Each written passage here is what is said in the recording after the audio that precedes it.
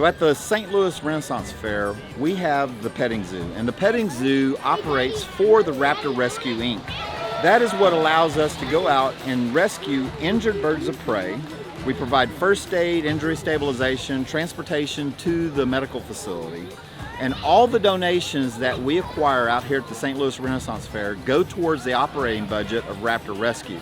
As a matter of fact, almost every year we make enough money in donations here for the next year's operating budget. What's in the bag, Michael? Only love. You got a Raze energy. You got an extra one of those, huh? I do. Oh.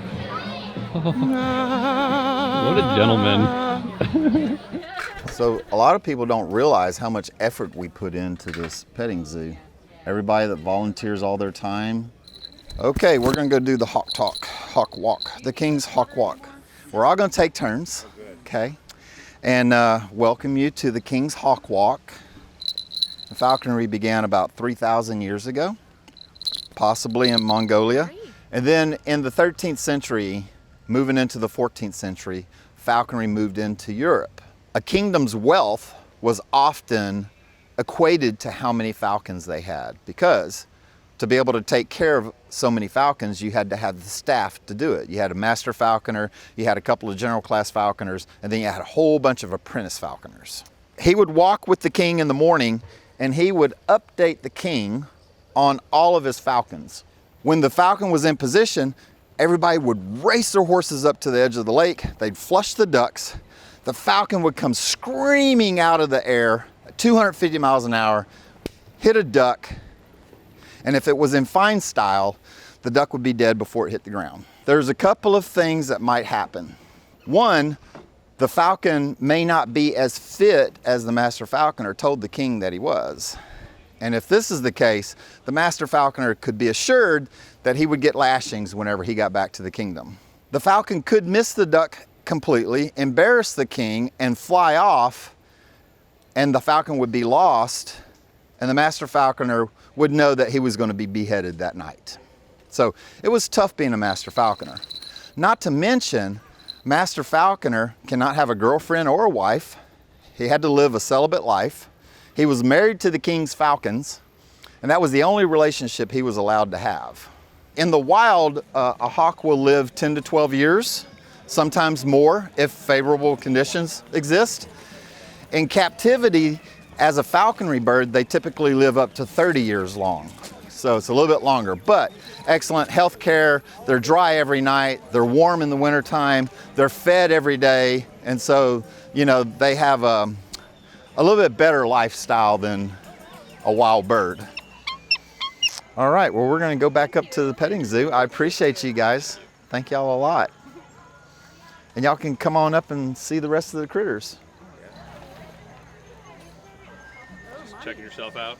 Just wanted to see what I was looking like. What my face looked like. It's one of those things where you're like, yeah, whatever it looks like is fine, no problem. Then you go, I wonder what I look like. They wrote what on my face? Right?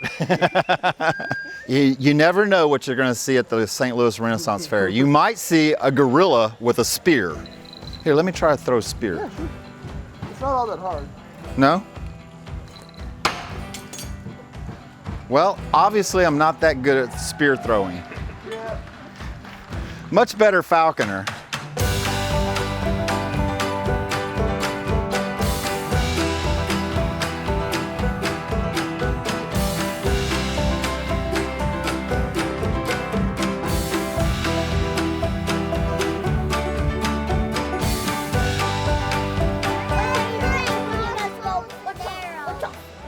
That's right, that's right. And we will win. You know why? Because humans rule.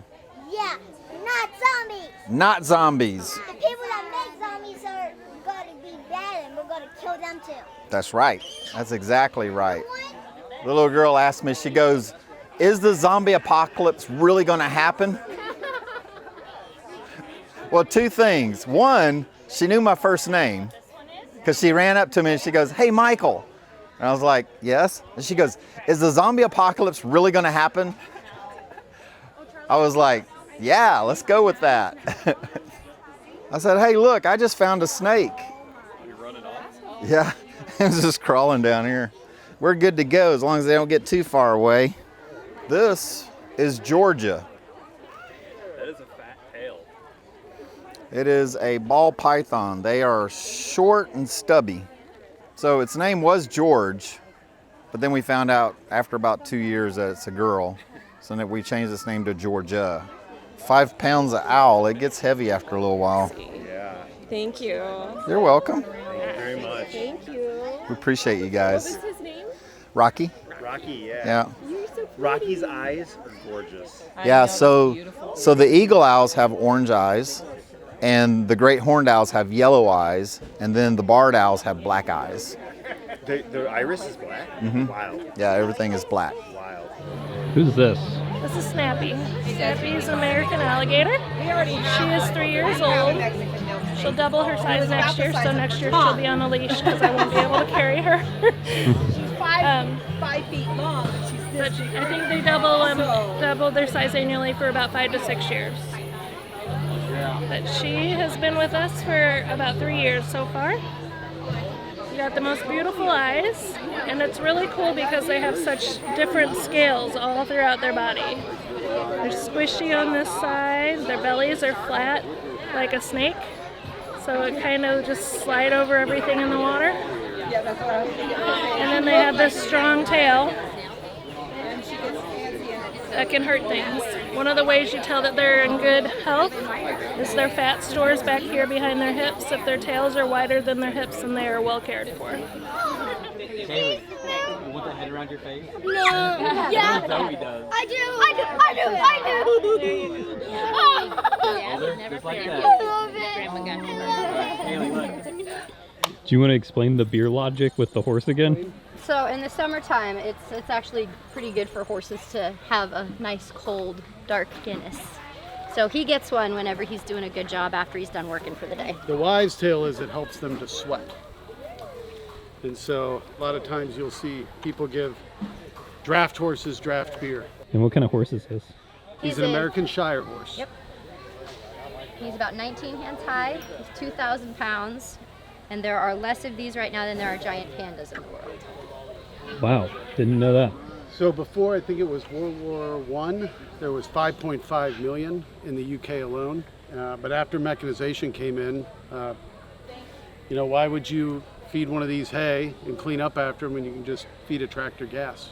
So these guys ran all of the coal from northern England down to London on barges before trains were invented. But once trains were invented, they didn't need them for barge traffic anymore, and so they dwindled to about what I think it was 2,500 in England, so 5 million to 2,500. And they're starting to come back now, so there's about somewhere near 6,000, 5,500, 6,000 worldwide.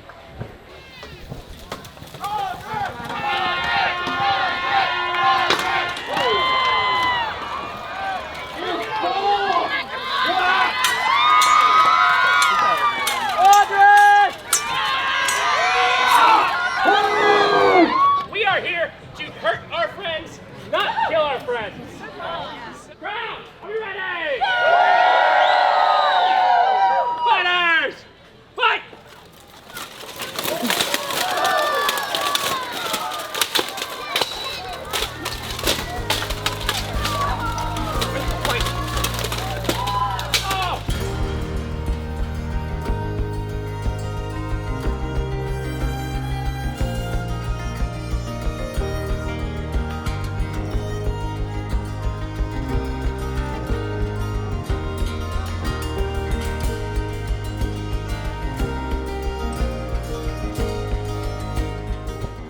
We've got 2 more weekends of Renaissance Festival, so come out, see all the animals, see all the birds, hold an owl, or get a bag of coffee, support Raptor Rescue Incorporated, save an owl.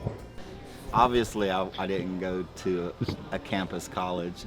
Some words come out of your mouth and you're like, yeah, you're from Louisiana. Yeah, say it again. Schwarty. There's a W in that, right? I think so.